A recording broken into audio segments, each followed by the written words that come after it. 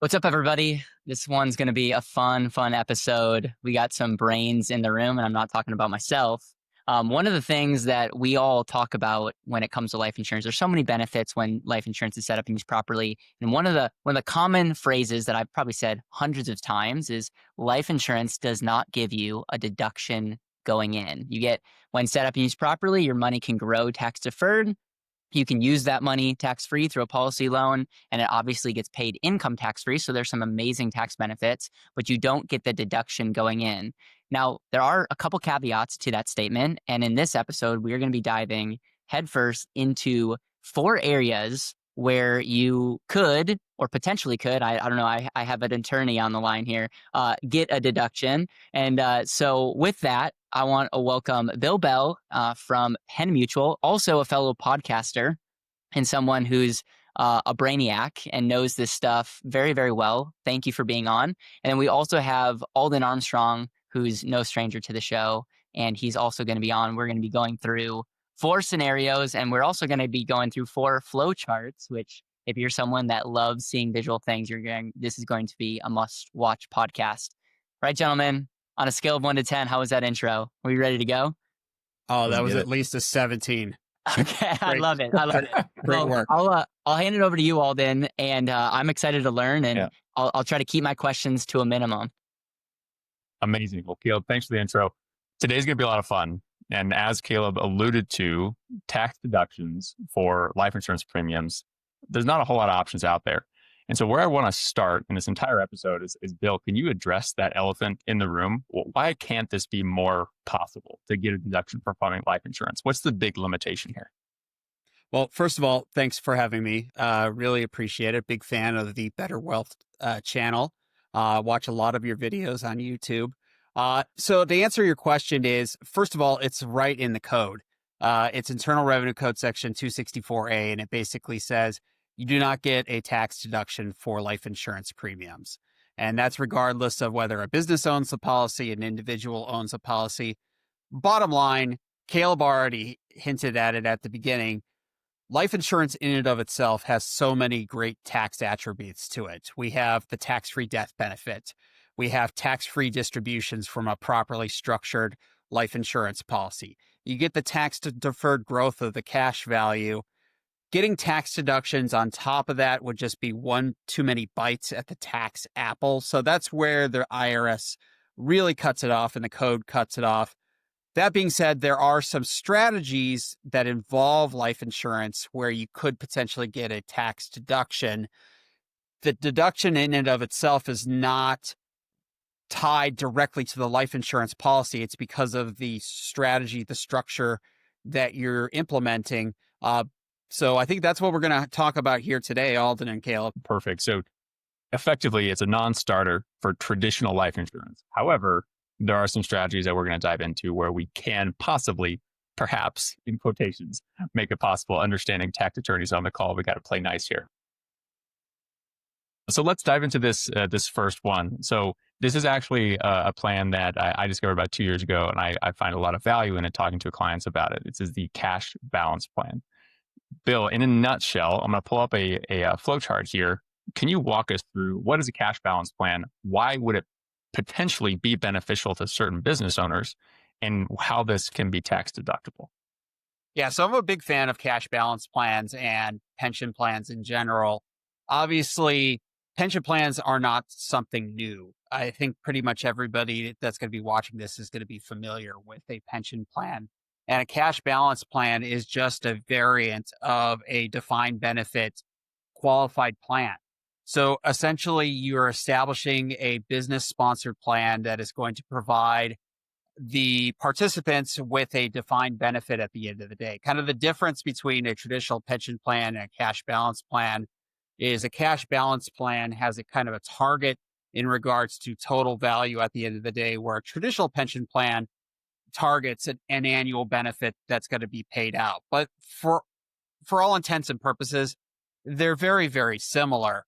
And they're beneficial to business owners for a few different reasons. One of which is they provide a predictable source of retirement income. Second, they are a potential source of premiums for life insurance policies. And third, and what we're going to be talking about today here, is that contributions to all qualified plans, including pension plans, as long as it's structured properly and they meet all the other caveats, are tax deductible for the sponsoring business. So if you have a business owner that is looking to get sizable deductions either now towards the end of the tax year or even in early 2026, as people are doing their taxes with their CPA, they can actually implement one of these plans and get a sizable tax deduction for the 2025 tax year here. We call that the instant replay, whereas those business owners are working with their CPAs in early 26. They are like, hey, we're getting murdered on taxes. Is there anything we can do? You can actually implement a cash balance plan here in 26 for the 25 tax year, as long as it's done before the actual tax filings are done. And we see deductions here, depending on the business and obviously the size of the benefit at the end of the day, $200,000, $300,000, $400,000 a year on an annual basis for those contributions to the cash balance plan. So, I mean, it is a sizable number in many cases. And Bill, would you just for the moment compare this to a traditional, let's say 401k, IRA, or other type of pension plan like a SEP per year and get a deduction for it? Yeah, I mean, kind of the maximum when you're talking about a 401k profit sharing plan where you have both business contributions and then elective deferrals is about $70,000.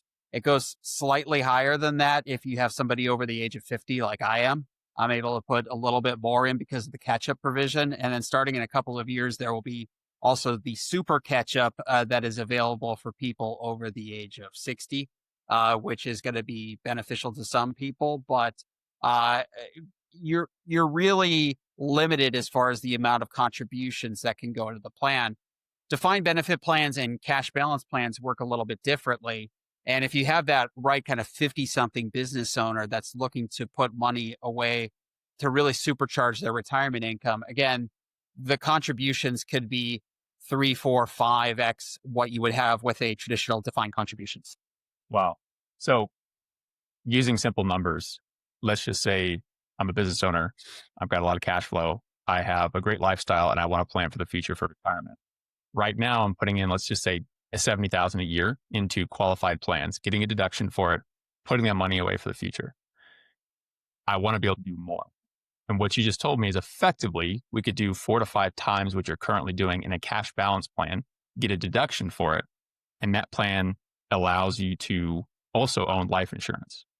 So within that plan, perhaps let's talk a little bit more about the actual flow. How does life insurance play into it? And then how can it be used for our future income? And Bill, it's my understanding that it almost has to be an asset like life insurance because in a cash balance plan, you can't earn a high rate of return. Correct me if I'm wrong on that, but that's another, it's not like you can buy life insurance. It's just life insurance or annuities are like the two assets that are the go-to with a plan like this. Yeah, it really depends on the third-party administrator and the financial professional. Some of them will fund part of it with traditional investments like mutual funds or whatever it might be, and then some annuities and then some life insurance. There is a maximum amount of life insurance that we could put into these plans. It's called the incidental benefit limit. Basically, you're generally looking at anywhere from about a third or 2/3 of the contributions can go into life insurance, just depending on the plan itself and the type of life insurance that is being utilized within the plan.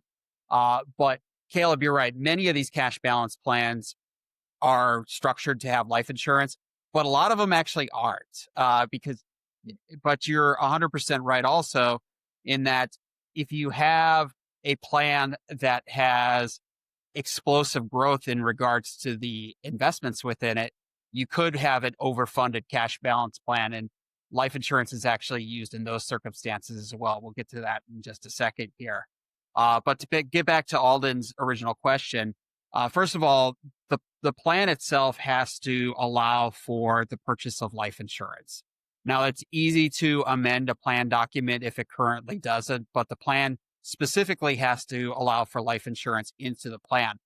Once it's in there, then the third-party administrator will take a look at the plan and determine what the maximum amount of insurance is. And obviously that gives us kind of our our range in regards to how much death benefit we can have within the plan. There's a couple of different ways that they will calculate that. There's a test called the 100 times test. There's the test called the essentially 50% test. Percentage of benefits test is the official term for it. I'm not going to go into those. Those are really nerdy kind of things that I enjoy talking about, but I'm not sure that your listeners would enjoy so much. But bottom line is we have a range in regards to how much life insurance can go into these plans. And then the third party administrator will work with the financial professional and the client to determine where that's going to be. The policy will be owned inside of the cash balance plan. And so it will be an asset of the plan. So that's where our distinction in regards to tax deduction of life insurance and tax deduction for the strategy comes into place here, because we didn't get the tax deduction because we were buying life insurance. We got the tax deduction because of the contributions to the cash balance plan. Every year that there is life insurance inside of a cash balance plan or any type of qualified plan, the participant has to pick up a cost. It's called the cost of current life insurance protection. It's essentially a term equivalent. And then if they die while the policy is inside the plan will pay out the death benefit. And assuming it's structured properly, the net amount at risk, which is the amount that I paid the rental cost on if I'm the participant, will pay income tax free to my family or named beneficiary. So that's the basic structure as far as ownership inside the plan and so forth. Obviously, there's a lot more intricacies and complexity to it, but that's basically how it works. So once it's in the plan, because to your point, the plan is a structure. We have a third party administrator taking care of everything within that plan. As a business owner, when can I actually get access to that cash value? Our audience, a lot of our audience really likes the leverageability of life insurance. It sounds like in this structure, leverageability isn't quite there, but there's got to be a future benefit to where this could make a lot of sense for somebody. Yeah, so that's kind of where the magic of the life insurance comes into play here. Obviously, it's really important that there's this pre-retirement death benefit protection, because a lot of times, especially with business owners, they need that protection because these plans are not going to be fully funded until a certain age at some points in the future. So they want the plan to sort of self-complete with the life insurance. But when they do get to a certain point, they have some options in regards to the life insurance and what they want to do with it. If they don't need the life insurance coverage, they can obviously surrender the policy. And that does happen in some circumstances, because what the end game might be is that they're going to take the cash balance plan and roll it into an IRA and kind of stretch the distributions for as long as possible if they have other retirement assets. But they also can get the policy out of the plan a couple of different ways. They can buy the policy for its fair market value, or it could be distributed to them as part of a distribution from the cash balance plan, whether it's a lump sum at the end of the day, however the TPA structures that. But again, at that point, the fair market value of the policy will be taxable income to them. When you're talking about a life insurance policy inside of a cash balance plan, the end game, kind of the idea for many people is that fair market value is hopefully going to be less than the premiums that have been paid in. So you got a deduction for what's going into the cash balance plan. That's fully deductible. You buy life insurance inside the plan. In some circumstances, the policy cash value, the fair market value, might be 60, 65%, 70% of the premiums that had gone into that policy. Plus, I got basis for that rental cost, the cost of current life insurance protection that I paid every year. That's kind of a unique thing for life insurance inside of a qualified plan. So the amount that I would have to buy the policy out for or have it distributed out gets lowered by that as well here. So there is potentially some leverage there. You like how I'm using plenty of hedging language here, by the way, guys. I could see it in your faces, but that's kind of the name of the game for me here. Attorneys, Yeah, exactly. But I mean, that the successful plans that I've worked on, and I've worked on literally hundreds of these over my career, that's kind of been the end game, is that they're either going to surrender to the policy, roll everything into an IRA in some cases, or they're going to buy the policy out for the fair market value and use that tax-free income from the life insurance policy to supplement the pension plan or their other retirement assets So let's as part of their retirement income remember portfolio. the goal of this video is higher level overview. And Yeah. so let's summarize this by saying I see a lot of people do this strategy to get a deduction and then they buy the life insurance out. Would you say that Yeah. that's kind of like the strategy to like get life insurance while getting a tax deduction? How does buying it out? Because there's going to be tax regardless of what you do, but please make the argument to me on how doing it this way and then buying out the life insurance in the future is better. Because if it's not better, then why would someone do it? Like, could you give me like the higher level overview of like who would want to learn more about the strategy? Yeah. So people that establish cash balance plans with life insurance, the goal at the end of the day is to try to buy the policy out for the fair market value, which if the policy is structured properly and you're using the right type of policy, could be less than the premiums that have been paid in. So you potentially could have a situation where you put, say, $500,000 into a life insurance policy as far as premiums, and you buy the life insurance policy from the cash balance plan for $300,000 or $350,000. So that delta there is your leverage. Once the policy's out of the plan, then you'll have the ability to take cash value distributions like you would any other personally owned life insurance policy. Heard. Okay. And the tax would be at ordinary income. If you have it distributed, if you buy the policy out, there's no tax. Right. You but if bought you the asset. But if you bought it out that 1 year, whatever it's valued at would be at ordinary income. Well, so you're buying the policy with after tax assets. So it's basically an asset swap. So I see. I've got, I have $350,000 in a money market or whatever it may be. I swap that 350 into the plan. Plan gives me the policy. Fair market value is 350. Now I personally own it. So there's no tax on that transaction in and of itself. And again, if you roll that money into an IRA, there's no tax until you actually take the money out of the IRA at some point in the future. Right.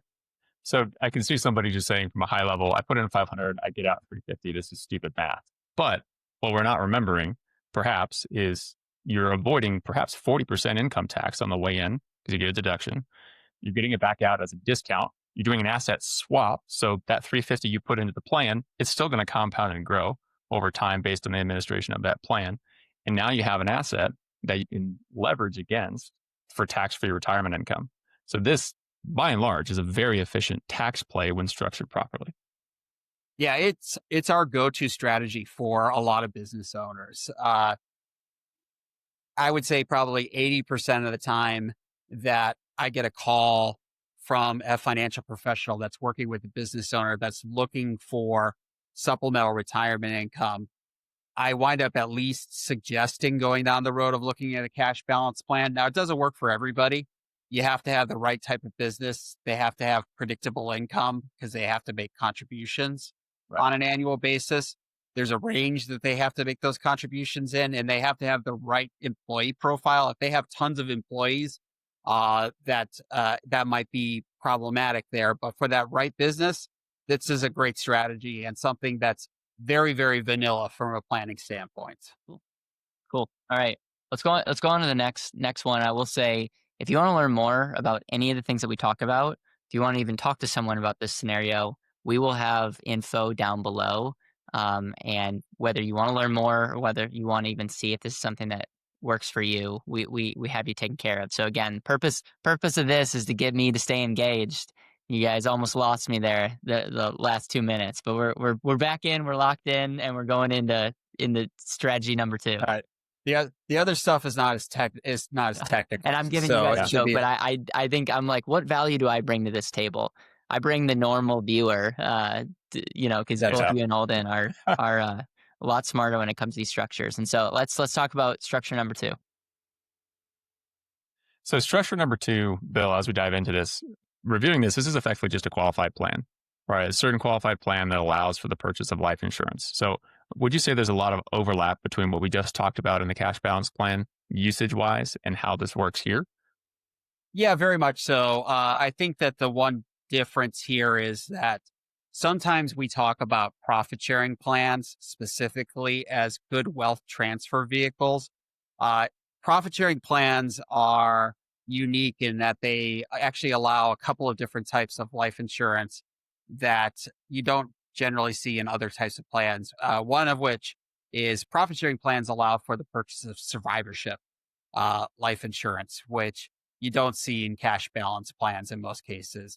There's also uh, there's also guidance that says you can use variable inside of profit sharing plans, although we do see variable on occasion inside of some cash balance plans.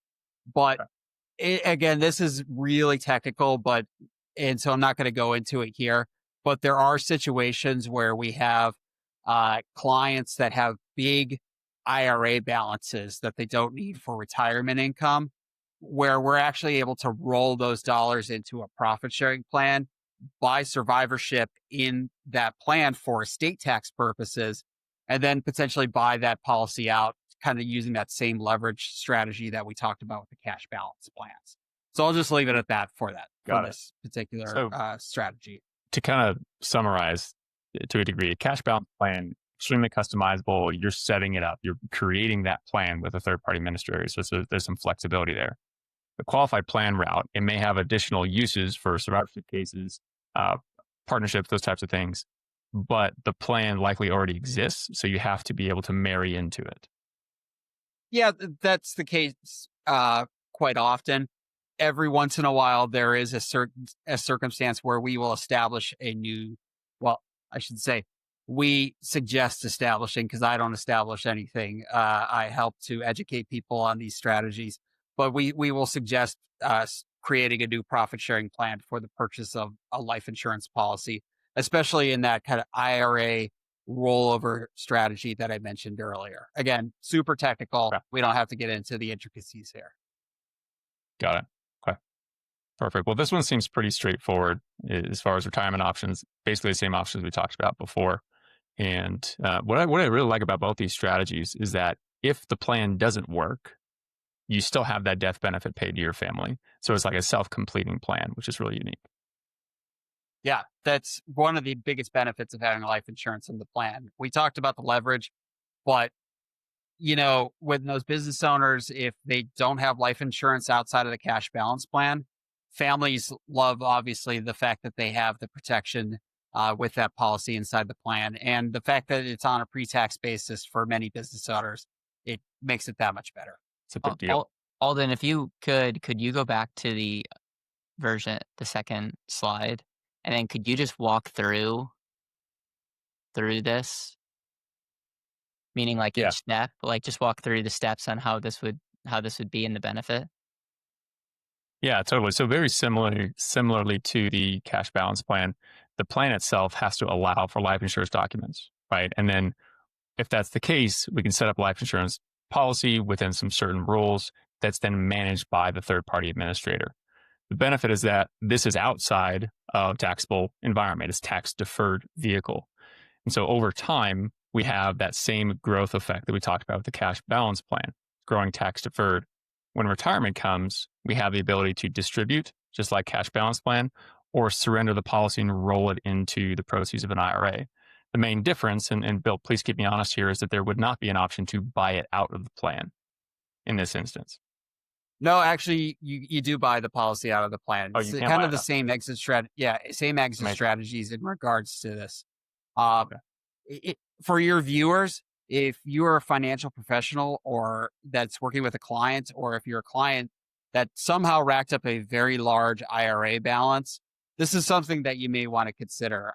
You don't think of huge IRA balances, but probably once a month, I get a call from a financial professional saying, hey, I've got a client and they've got $60 million in their IRA or $100 million in their IRA. And it's usually somebody that was an early employee or an executive of a company that went public. And I they see. had an exploded qualified plan at their employer, and it's now sitting in an IRA and they don't know what to do with it. This is something that Yeah. there is some real leverage there if you run into those circumstances for the right client. So I should start calling all of my NVIDIA clients. You think that'd be a good idea? That's probably a good start right there. Got it. NVIDIA or any of the FANGs. Uh, those are good options there. Perfect. Bill, we kind of just talked about two different things, right? We talked about business owners, how maybe they want to put additional money into a cash balance plan that gives them a lot of benefit there, increase their deductions. Then we also talked about somebody who may have a very large IRA balance, right? And how that, from a qualified plan perspective, could also have some aspect of deductible life insurance. Now I want to transition the conversation to businesses one more time. It's talking specifically about the interaction between a business and an employee setting up what's known as an employee bonus agreement or executive bonus agreement. So would you take from a high level, describe what the arrangement looks like and why we can say that the business can deduct these premiums? Yeah, so this is probably the simplest advanced strategy that I work with on a day-to-day basis. This is basically just a policy that's owned by the executive, paid via a bonus from his or her employer. So if I was the participant in one of these things, I would own the policy. My employer would pay me a bonus every year or every month or every quarter, however the premiums were being assessed, to pay the life insurance premiums. Now, in many cases, the employer sends the check directly to the life insurance company. But bottom line is it's compensation to me. And as compensation, as long as it is fair and reasonable and adequate under the IRS guidelines, the sponsoring business would get a deduction for that, just like any other compensation. So usually the pitch for something like this is, hey, you're a key employee. We know that you need some life insurance protection for your family. We also know that your ability to save enough inside of our qualified plan is limited because of those contribution limits that we talked about earlier. If you got somebody that's making $400,000, $500,000, $600,000 a year, putting $70,000 a year total into a qualified plan might not be enough for them. This can be used to supplement that because if I'm the participant here, I own the policy. I can access the cash value at some points in the future through loans and withdrawals on a tax-free basis. And the fact that somebody else paid the premiums, my employer, makes it that much better for me. So, Bill, if I'm the business owner, can I do this if I'm the owner and sole employee of a business? If you're a high income earner or own a successful business, you're already creating real value in the world. The real question is, are you keeping that money, protecting it, growing it the way that actually supports your long-term goals? At BetterWealth, we help people like you better keep, protect, and grow their wealth through various tax strategies, estate planning, specially designed life insurance, retirement planning, and even a fractional family office service. If you're interested in one or more of the areas we can serve and want to learn more, the next step is to book a free clarity call with us. Click the link in the description or tag comment below to get started. Back to the video. So that's probably the most frequent question that I get, and people that do what I do on a day-to-day basis get. Answer is probably not. And here's why. If I'm paying compensation in the form of an executive bonus, yes, you get a deduction for the business, but remember, the participant has to pick up that bonus as taxable income every year. If they're a pass-through entity owner, it's a wash. And in fact, if they're an S corporation owner, it could actually be worse because of employment taxes to do that. We used to potentially see some leverage in C corporations, but once they cut the C corp rate down to 21% as part of the Tax Cuts and Jobs Act, it just very rarely comes up. So we usually only think of executive bonuses for non-owner or minority owner employees. The owners in and of themselves it's just not going to provide them any tax benefit for doing this. They might as well just take part of their pass-through income or part of their traditional life insurance compensation. directly. And exactly right. Yeah. So I wish that would work. Like I got a lot of people calling me asking like, hey, can I do this? I'm like, no, sorry, the math doesn't work that well. But the idea being the business picks up the bill, but because it's a deduction to the business and taxable to you, it's a wash. That's what you're saying. So LLCs, S Corps, any pass-through entity that lands on your 1040 would be effectively nullified for the strategy. But remember, with the S corporation, it actually could be worse Makes it because worse. of employment taxes. Yeah, that's right. So very good. You don't want to play with this, but the basic structure, right? They pay the premium on your behalf. You get the benefit, but you also have to pay the tax on that benefit. Now, there is something that we are able to do where the entity itself would do a second bonus that covers just the tax portion based on their tax bracket. This is called a double bonus. And in this structure, the employee is benefiting exclusively and not having any tax drag. Did I explain that correctly, Bill? that's correct. Yeah, basically, if you have like a $10,000 premium, the business would give that $10,000 premium plus an additional amount to cover the taxes. So the net out-of-pocket cost for the employee/participant is zero. Okay, perfect. Now, the interesting thing that I really like about this is that we have the ability to add restrictions. And so, for example, I'm working with a gentleman based out of Texas who has an associate pastor that he wants to do an executive benefit plan on, but he wants that person to be around as his successor. So what we've set up is a stepped approach to how quickly and by how much, percentage-wise, of the cash value he can actually access. And so for this type of strategy, it's a very good way to effectively have some aspect of golden handcuffs for that individual. And so they stick around so they get the full benefit that's being added on their behalf. If they break that agreement, they leave, what happens? Bill, what would happen if the golden handcuffs didn't work, let's say? Yeah, so this is the part that confuses a lot of people. When you think restrictions traditionally and vesting schedules, people assume that if the person doesn't meet the requirements that's set up in this agreement, because there is a written agreement written for a REBA, that the money is going to go back to the employer. But remember, the employer already got a deduction here. So it's really challenging for money to go back to the employer.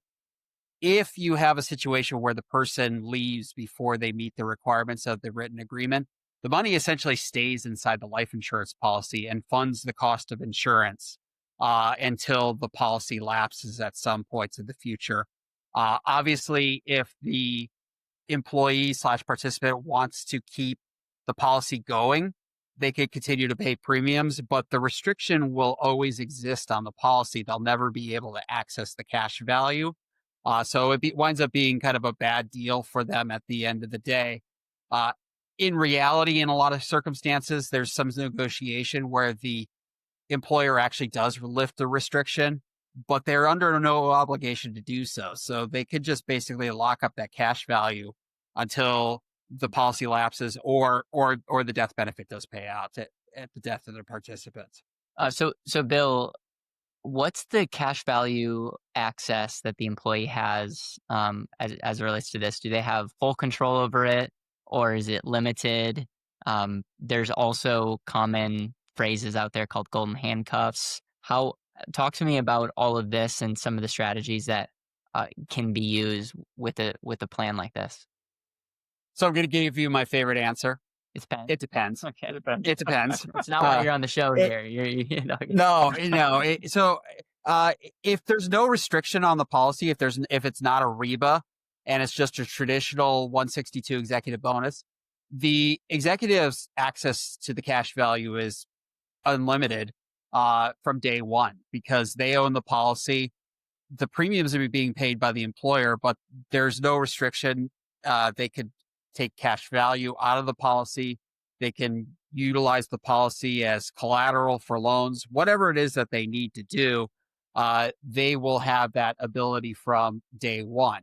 Now, if there's a restriction on it, like we just talked about, then they will have to wait until that restricted is lifted or the employer signs off on any kind of cash value distribution or collateralization of the policy to be able to do so. So I don't want to say it depends in every circumstance because it doesn't, but in some circumstances, it depends on the structure. Yeah, exactly. I'll just break it down simply like this. If it's a non-REBA, you have full access from day one. If it's a REBA, it will be dictated by the terms of the written agreement. Got it. Okay. So, in a nutshell, an executive bonus arrangements, it's a way to incentivize or effectively bonus, like it says in the name, a key individual or employee at the company. So, the individual that owns the business, right, the business itself, doesn't receive a whole lot of other benefit outside of the fact that your employee now thinks you're amazing. Is that pretty fair? I mean, you get the deduction, but it's the same as paying them a bonus W-2. Yeah, it's a attract, reward, retain strategy. If you are a business and you're providing a benefit like this, it might differentiate you from your competitors when you in that war on talent. Got it. Okay. Awesome. Well, I think we're good on this one. We can roll into our last strategy that we'll talk about. Now, this one is interesting because there's so many different ways that it can be done. What we're going to talk about is how charitable giving with life insurance can actually happen. And so this is kind of separated into two separate buckets, what we'll call simple strategies and then advanced strategies. But from just starting a conversation perspective, we're going to touch on some simple strategies to where we may be able to do some charitable giving associated with life insurance and when those might be deductible. So, Bill, we have this up on the screen, and the audience will be able to see this too. It's super blurry right now. But can we go through some of the simple strategies high level just to outline how the charity could benefit from a life insurance policy? Yeah, sure. So the simplest one that everybody thinks of is a charity owns a policy on one of its donors, and the donor pays the premium for that life insurance policy. Subject to the AGI limitations for charitable deductions, that premium payment, because the charity owns the policy, has all the benefits associated with it, should be deductible for that premium payer. So that's the really simple one. Now, the challenge with that one always comes in with, and I get this call all the time. Hey, I've got a client and they want to have a policy owned on their life by their alma mater, and it's going to be $1 million death benefit. And I'll ask, well, how much do they give to this charity on an annual basis? And they'll say, well, they never have. And so that becomes a little bit challenging there. Yeah, a little bit problematic. But in the right circumstance, if you've got a donor that has given to that charity, has a history of giving to the charity, you could potentially do that. Now, the second one here, which is charity named as a beneficiary, you don't actually get an income tax deduction there.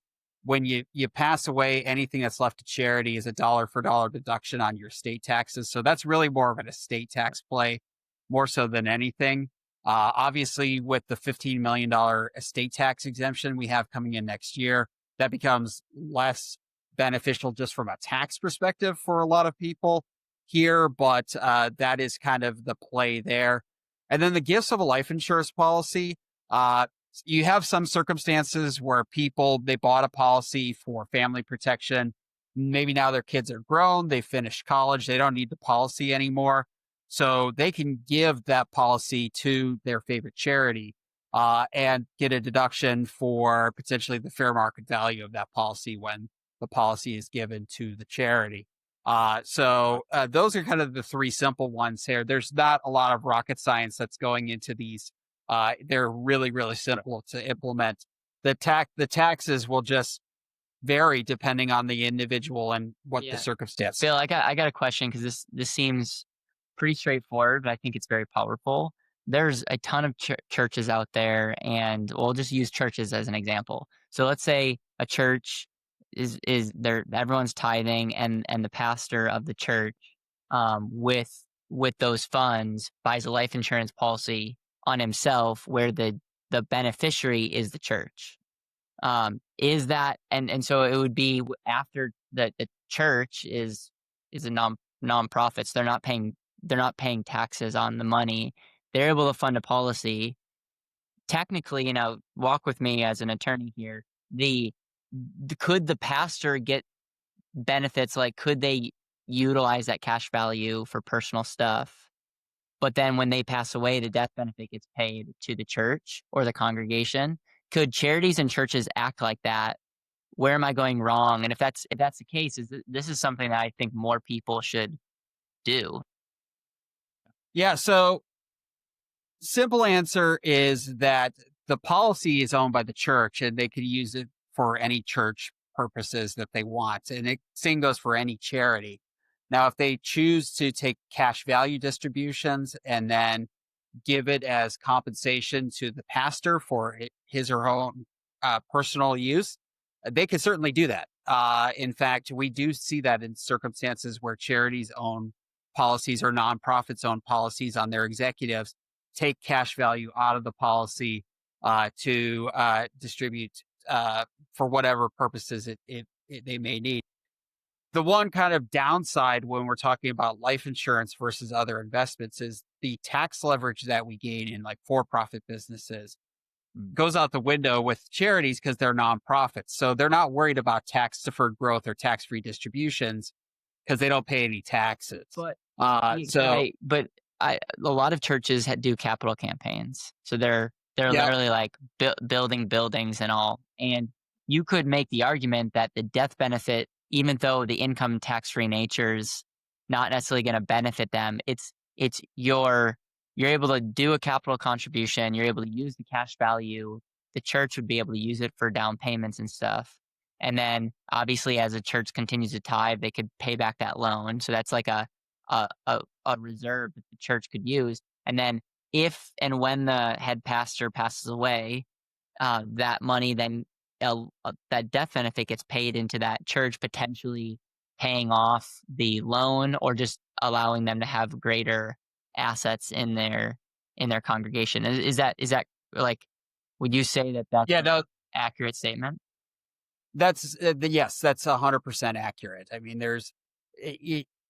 you have the ability to use the dollars for whatever the church's needs are, and the death benefit will pay to the church. What we do see in those circumstances sometimes is that the charity or the church will go to one particular well-heeled donor and say, hey, we want to do this. We want to buy a policy on our key person inside of the church, which is a pastor, or in charity, it might be an executive director or whatever it may be. Would you be interested in funding this for us? And in that circumstance, because it's a donation to the nonprofit, that well-heeled individual that's making that premium payment, making that contribution would get the deduction for that there. So that's certainly something that we do see occasionally. I wouldn't say it's used very frequently, but it is done more so in traditional nonprofits, I would say, than in a church situation. But we do see it in churches, in some of the larger churches with bigger congregations, for sure. And something as well, we've shot a video earlier this year, I think it came out in January, where we talked about the fact that a tax structured insurance policy typically is going to be a non-MEC, not a modified endowment contract. Within a nonprofit, you can MEC the heck out of that and it doesn't matter. And so for all the strategies that we're talking about, technically, we could buy a very small amount of insurance and make the cash value growth in that policy extremely efficient because the MEC status does not have to be considered as a problem. Yeah, obviously, I would always have the nonprofit talk to their tax and legal advisors before doing that, because there's this nasty little thing out there called UBTI, unrelated business taxable income, that could potentially rear its ugly head. It doesn't come up very frequently, but we always want to make sure that they dot the I's and cross the T's in those situations. But you're right, Alden. If the policy's never going to leave the nonprofit and UBTI is not an issue, a MEC's not a problem. You could do a single pay on that and basically have the smallest amount of life insurance coverage as possible under the 7702 rules. Got it. This is the fun about having a tax attorney on the call. You say something super fun, and he's like, just a second. No, that's really helpful. In some hey, what do I say? It depends. Yeah. Right. It depends. Let's go on to the more advanced strategies. Awesome. So the second side of how we can have life insurance interact with charity comes in the form of about 3 different trust structures. There's a lot more, but these are the 3 that we're going to highlight. And at its core, these are all irrevocable trusts. So what that means from a very tangible perspective is these are primarily designed for wealthy individuals who want to capture a portion of their wealth that they've accumulated and trap it outside of their taxable estate to be saved for a future benefit, for a future beneficiary. The reason some people like to do this is to avoid estate taxes, but also to maximize the benefit that they can leave to their charity. So what we're going to run through very briefly here are 3 different trust structures: wealth replacement trust, charitable remainder trust, and then a charitable lead trust. So Bill, if you take over and explain conceptually wealth replacement trust, what's actually happening and why is that beneficial? Yeah. So a wealth replacement trust is just a really fancy name for an irrevocable trust that is used to make a family whole if a individual is going to make a large donation at their death to a charity. So let's say you've got a affluent individual, they're worth say $50 million. And at the end of their life, they want to give $25 million of their net worth to their favorite charity, but they also want $50 million to pass on to the next generation. So they essentially don't want to disinherit their family. You would have set up one of these wealth replacement trusts basically to net out what is going to be given to the charity at their death. So again, in that situation that I just mentioned earlier, you might have a $25 million life insurance policy inside of that wealth replacement trust to true up what goes to the family so that they're not disinherited by the charitable gift. We see this a lot actually in conjunction with these other 2 strategies, the CRT and the CLT that we'll talk about here momentarily. But it could be used on just straight bequeaths. If you got a really affluent family, they might be putting money into a private foundation at their death, and you use a wealth replacement trust to kind of make sure that the family gets their fair share.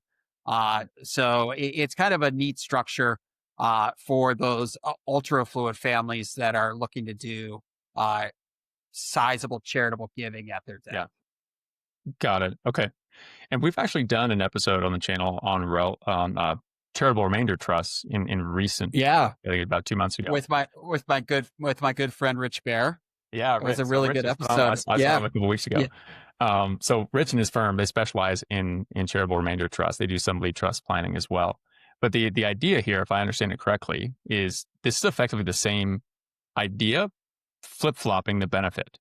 And what I mean by that is a charitable remainder trust. In that structure, we're going to gift an asset or assets or cash of some kind into this charitable remainder trust and then receive as the grantor or a family member an annuity stream. So income off of that for a period of time. When you establish it, there can also be an immediate tax deduction, which is pretty cool.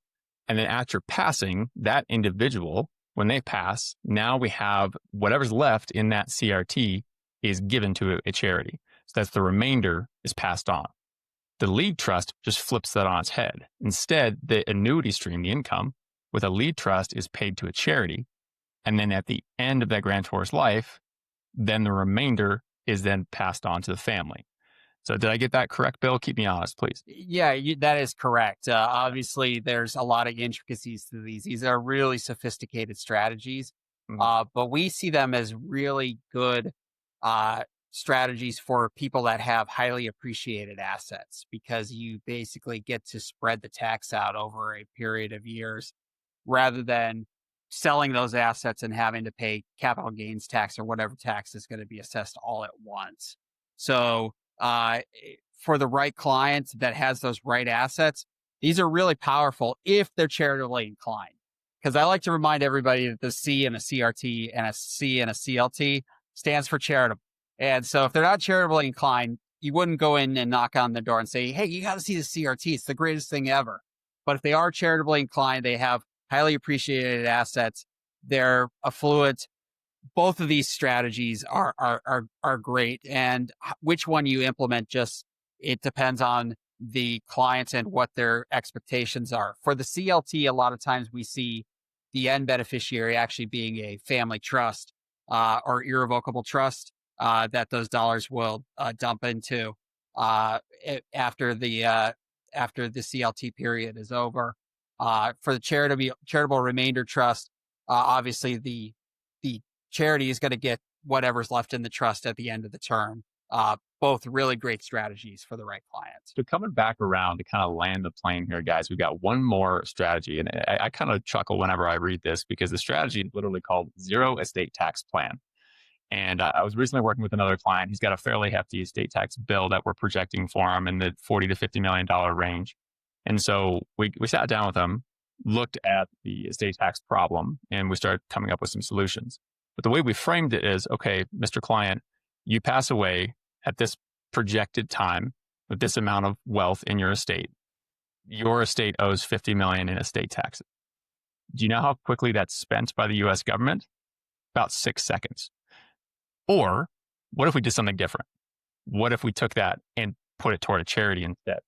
And so this is where this strategy really is phenomenal, because the benefit that's left behind, when certain circumstances, you can make generational impact across thousands and thousands of people by redirecting where those dollars are going. Instead of to US government, IRS, you could redirect those to a charity. And so a lot of the structures we've covered help with this problem, right? They help with the getting to a zero estate tax problem, leaving a bigger impact. One of the things we really believe here at BetterWealth is that we've got one life, and the way that we choose to live that life is going to ripple in eternity.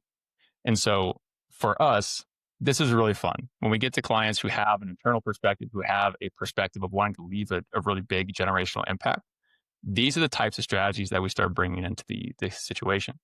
So, Bill, do you have anything in particular to say about the zero estate tax plan as it's discussed here? Yeah, you summarized it pretty well, Alden. The idea here is that we're not going to pay any estate taxes, and we're going to do so through charitable giving. Now, when I first started in this industry, the estate tax exemption was $1 million. It's going to be $15 million next year. So, I mean, it's a huge difference. But for ultra affluent people, when you put it the way that you did, where, hey, you can give your money to your favorite charity or you can give it to the government, a lot of times they're like, well, maybe I do like my favorite charity or whatever it A might little be. bit more. And like I said, for the ultra affluent, maybe it could be a private foundation or a DAF or something along those lines. But the idea here is that we figure out what that estate tax exemption is going to be by doing some simple projections. Their estate planning document, specifically their will, is set up to give anything that is going to be above that estate tax exemption to a named charity or a group of charities or whatever it may be. Anything below the estate tax exemption will pass to the family. And because you have the exemption sheltering those dollars from estate taxes, obviously it's estate tax free. And then that's where our friend, the Wealth Replacement Trust, comes back into play. Is now we're going to have life insurance inside of an irrevocable trust to basically true up the family for what was given to the charity. Now, are you going to get dollar for dollar as far as life insurance versus what's going to the charity? Maybe, maybe not. But you put those two parts together, the amount that was in your estate but sheltered from estate taxes because of the estate tax exemption, and now this life insurance inside of the Wealth Replacement Trust is going to provide a significant legacy to that next generation. And in some cases, we can actually do multi-generational planning using more sophisticated types of trusts and so forth. So it's a really elegant, kind of simple solution. And when I bring it up to people that are working with affluent clients that want to benefit charities, they're like, oh yeah, why didn't I think of that? But it's really powerful because you're able to pass on a lot of assets without sending anything to the government for estate taxes. That's right. And that's why you're here. 1-800-ASK-BILL. That's 1-800-ASK. So just kidding. Don't call that number. But my point is, there are professionals in this space who love the creativity that's possible at these certain situations. And so I think overall, guys, this has been a really good video providing some high level benefits across 4 different strategies. So what I'll do briefly here is we can go back over those 4 strategies just to make sure we land the plane really well.